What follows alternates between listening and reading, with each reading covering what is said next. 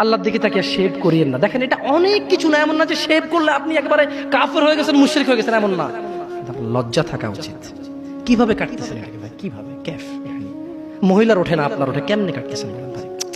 গলা কেটে দিবেন? কাটবেন না কেন? এটা হারাম। এটা কাটাও তো হারাম। শুকর খাওয়া কি হারাম?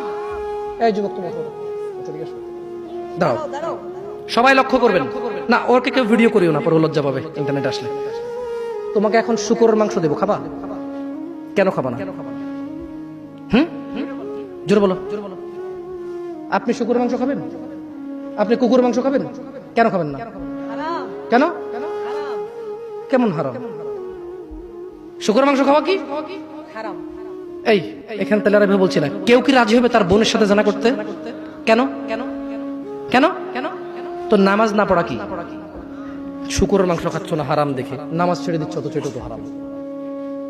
তার মানে তোমার যদি স্বাদ লাগতো আর তোমার বাপ মা যদি শুকরের মাংস খাইতো, তুমিও খাইতা, হারাম আর বাস্তা।